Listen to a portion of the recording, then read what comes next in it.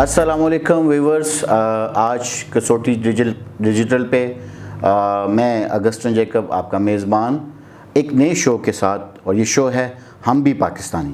اور یہاں اس شو میں ہم تمام ان لوگوں کو انوائٹ کریں گے جو کہ پاکستانی ہوتے ہوئے نان مسلم ہیں، لیکن ان کی خدمات اس ملک کے لیے بہت اہم ہیں.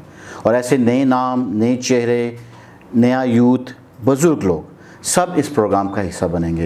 آج ہمارے اسپیشل مہمان ہیں جی نقاش بھٹی صاحب، جو کہ کرسچن کمیونٹی سے تعلق رکھتے ہیں، لیکن ہمارے لیے یہ آنر ہے کہ یہ ایک استاد ہیں. اس وقت کامرس کالج پشاور میں لیکچرار بھی ہیں.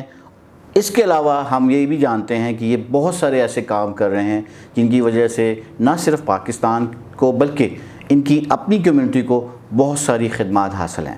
سو میں ویلکم کرتا ہوں نقاش صاحب آپ کو. Thank you sir, thank you so much. Naqash صاحب، تھوڑا سا میں نے ذکر کیا، تھوڑا سا آپ اپنے بارے میں بتائیے گا، کب سے آپ اس کالج میں پڑھا رہے ہیں جی؟ بہت شکریہ سر، اور بہت شکریہ کسوٹی چینل کا کہ انہوں نے اس پروگرام میں مجھے دعوت دی. میں شروع جو ہے بیسیکلی میں نے اپنی ابتدائی تعلیم ایک مشنری اسکول سے حاصل کی. اس کے بعد میں کالج ایڈورڈس کالج میں پڑھا. وہیں سے میں نے ایم بی اے کیا، اور ایم بی اے کے بعد 2013 میں 3% جاب کوٹا کے تحت میری گورنمنٹ جاب جو ہے وہ لگی. اور انیشلی 5.5 سال تقریباً میں کوہاٹ میں سرو کرتا رہا، اور ابھی 2 سال پہلے میں کامرس کالج پشاور میں ایز اے لیکچرر جو ہے وہ اپنی سروسز پرفارم کر رہا ہوں. ماشاء اللہ جی. سو آپ کے جو اسٹوڈنٹس ہیں وہ ڈیفینیٹلی پشاور ہی سے ایریا سے لوگ بلانگ کرتے ہیں. سو کیا فرسٹ ریئیکشن ہوتا ہے as a being a Christian lecturer آپ کو جب وہ دیکھتے ہیں؟ دیکھیں، ابھی تک 8 سالوں کی سروس میں سے پہلے بھی میں نے 2 سال جاب کی. کبھی ایسا اکا دکا کوئی واقعہ چھوٹا موٹا ہو جاتا ہے، لیکن اوور آل ڈیو ٹو میرے خیال میں لوگوں میں اس حد تک اویئرنیس بھی ہے، لوگوں میں اس حد تک جو ہے وہ آگاہی بھی ہے، اور ہمارے جو باقی ساتھی اور دوست ہیں وہ ہمیں اس ایکسیپٹنس جو ہے وہ سوسائٹی میں آہستہ آہستہ موجود ہے. آج تک کبھی اس قسم کا کوئی واقعہ جو ہے وہ مجھے نہیں یاد پڑتا کہ میرے ریلیجن کی وجہ سے جو ہے وہ کسی نے مجھے ڈسکرمنیٹ کیا ہو. بہت اچھی. یہی خوبصورتی ہے جی پاکستان میں بسنے والے تمام نان مسلمس کے لیے کہ پاکستان ان کا گھر ہے، اور پاکستان کی اس مٹی میں ان کے بزرگوں کا خون شامل رہا ہے. نقاش صاحب، آپ کے بارے میں یہ بھی مشہور ہے کہ آپ RTI بھی بہت ساری کرتے رہے ہیں. میں یہ جاننا چاہوں گا اپنے ویورز کے لیے کہ RTI کیا ہوتا ہے؟ بہت شکریہ. یہ بڑا ایک اہم موضوع ہے. حکومت پاکستان اور آئین پاکستان کے تحت آرٹیکل 19A یہ کہتا ہے کہ ہر شہری کو حکومت کے معاملات جاننے کا حق ہے. یعنی وہ یہ پوچھ سکتا ہے کہ اس کی جو گلی بنی ہے اس گلی کے لیے بجٹ کتنا منظور ہوا تھا اور وہ کتنا لگا ہے. اور لیکن ہمارے بہت سارے لوگ جو ہیں وہ اپنے اس حق سے ان کو اپنے اس حق کا نہیں پتہ ہوتا. تو 2013 میں خیبر پختونخوا کی حکومت نے RTI ایکٹ جو ہے وہ نافذ کیا تھا، جسے RTI ایکٹ 2013 کہتے ہیں. اس کے تحت ہر جس بھی معاملے سے متعلق آپ جو ہے وہ حکومت سے انفارمیشن لینا چاہتے ہیں، آپ کو ایک سادے کاغذ کے اوپر ہر ادارے میں موجود جو ان کا PIO ہے، پبلک انفارمیشن آفیسر جو ہے وہ انہوں نے نامینیٹ کیا ہوتا ہے. اس پبلک انفارمیشن آفیسر کا کام یہ ہوتا ہے کہ وہ ہر 10 دن کے بعد جو ہے وہ اس 10 دن کے اندر آپ کی درخواست کا جواب دینے کا پابند ہوگا. اور اگر وہ جواب نہیں دیتا تو آپ اس کی جو کمپلین ہے وہ انفارمیشن کمیشن کے پاس کر سکتے ہیں، اور انفارمیشن کمیشن پابند ہے اس بات کا کہ وہ آپ کو یہ معلومات وہاں سے لے کر دے گا. میری جو 2-3 RTI جو کہ جن کا ایک بڑا ایک امپیکٹ ہوا وہ یہ تھا کہ 2010 سے لے کر 2020 تک Khyber Pakhtunkhwa public service commission میں کتنی اسامیاں آئیں، کتنی فیل ہوئیں اور کتنی نہیں تھیں، یہ اس کا کوئی ریکارڈ ہی نہیں تھا. جب میں نے RTI ان سے پوچھ لیا تو پھر انہوں نے انفارمیشن تو دینی تھی. تو چیئرمین صاحب کے PA نے مجھے فون کیا اور انہوں نے کہا کہ یہ ہمارے پاس اس طرح کا کوئی اکٹھا ڈیٹا موجود نہیں ہے، لیکن چونکہ اب آپ نے مانگ لیا ہے تو ہم اس ڈیٹا کو کمپائل کر رہے ہیں، اور اس کمپائل کرنے میں تھوڑا سا اگر وقت لگے گا تو آپ برائے مہربانی جو ہے وہ کمپلین نہ کیجیے گا انفارمیشن کمیشن میں. ہم آپ کو تھوڑی سی دیر کے بعد لیکن یہ انفارمیشن ضرور دے دیں گے.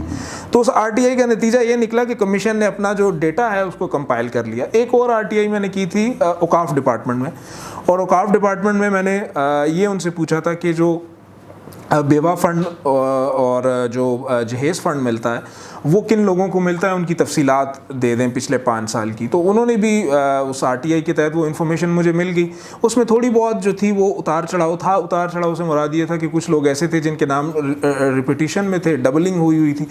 تو میں نے اس کی ایک کمپلین جو ہے وہ ہمارے ایڈوائزر ٹو CM صاحب وزیر زادہ صاحب سے کی, اور میں نے ان سے یہ کہا کہ برائے مہربانی اس کو نہ صرف انکوائری کی جائے بلکہ انکوائری کرنے کے ساتھ ساتھ نیکسٹ ٹائم کے لیے ایک کمیٹی تشکیل دے دی جائے. تو وہ بھی گڈ لک یہ رہی کہ وہ انہوں نے ایک کمیٹی تشکیل دے دی. اس میں بے شک انہوں نے MPA ڈالے ہیں, لیکن اس کا فائدہ یہ ہوا کہ ایٹ لیسٹ جو چیز آئے گی, جو لوگ آئیں گے وہ اسکروٹنائز ہو کے آئیں گے, اور جو حقدار ہے اس کو اس کا حق ملے گا. جی بہت اچھی بات جی. آئی ایم شیور کہ RTI کا فائدہ جو ہے وہ کمیونٹی بیسس پہ سب لوگوں کے لیے, اور یہ ایک آئین پاکستان حق دیتا ہے کہ آپ اپنے حوالے سے گورنمنٹ سے بات کر سکتے ہیں. اس بات سے ہٹ کے مجھے یہ بتائیے گا کہ پشاور کے اندر اور اسپیشلی جب ہم اس صوبے کی بات کرتے ہیں, یہاں پہ مذہبی ہم آہنگی بھی ہے, آپ کا اپنا تجربہ کیا کہہ رہا ہے؟ دیکھیں, میں نے پہلے کہا تھا کہ شروع کے ان 8 سے 10 سالوں میں ایون جب میں کوہاٹ آتا جاتا تھا تو تب وہاں پر حالات خراب تھے, طالبانائزیشن تھی, وار آن ٹیرر چل رہی تھی. لیکن پھر بھی بینگ اے کرسچن مجھے کبھی کسی نے یہ نہیں کہا کہ آپ جو ہے وہ ہماری ٹیبل سے اٹھ کے چلے جائیں, آپ کرسچن ہیں, آپ ہمارے ساتھ کھانا نہ کھائیں, آپ میرے ساتھ برتن نہ شیئر کریں. ہر جہاں پر بھی مجھے سپورٹ کی ضرورت ہوئی ہے, ہماری جو کامرس کمیونٹی ہے, ہمارے جو DG صاحب ہیں, ہمارے جو سیکٹری صاحب ہیں, سب نے بھرپور سپورٹ کی ہے. نہ صرف سپورٹ کی ہے بلکہ جہاں پر بھی اگر مجھے لگا ہے کہ میرے ساتھ زیادتی ہوئی ہے تو انہوں نے اس کو جو ہے وہ فلفل کیا ہے. جی نگار صاحب, یہ بتائیے گا کہ پڑھانے کے علاوہ آپ کیا کرتے ہیں؟ میوزک کا شوق ہے, کھیل کا شوق ہے؟ پڑھانے کے علاوہ نارملی چونکہ پشاور ایک بڑا کالج ہے, یہاں پہ کالج بھی بڑا ہے, تو ہماری کلاسز عموماً شام تک رہتی ہیں. تو یہ جو ویکینڈ ہوتا ہے سیٹرڈے اور سنڈے, یہ 2 دن ہی ہوتے ہیں. تو ان 2 دن میں زیادہ تر جو آؤٹنگ کر سکتے ہیں وہ بچوں کو لے کے پارک جا سکتے ہیں, لیکن ادروائز جو میں فری ہوتا ہوں تو میں میوزک سنتا ہوں. اور یوتھ کو کوئی مشورہ دینا چاہیں؟ دیکھیں, یوتھ کے لیے بڑا ضروری ہے کہ ان کا مائنڈ سیٹ چینج کرنے کی ضرورت ہے. لوگوں میں اس بات کی اویئرنیس ہونی چاہیے کہ تعلیم میں بھی, کالجز لیول پر بھی, اور نوکریوں میں بھی ان کے لیے کوٹا ہے, اور کوٹے کی سیٹیں بہت زیادہ خالی چلی جاتی ہیں کیونکہ سوٹیبل کینڈیڈیٹس نہیں ملتے. ہمارے ہاں جو تعلیم یافتہ اور پڑھے لکھے نوجوان ہیں ان کی کمی ہے.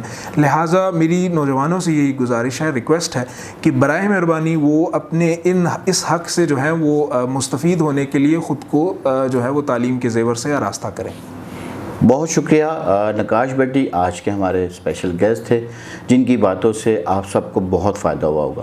آپ سے اجازت چاہوں گا. بہت شکریہ.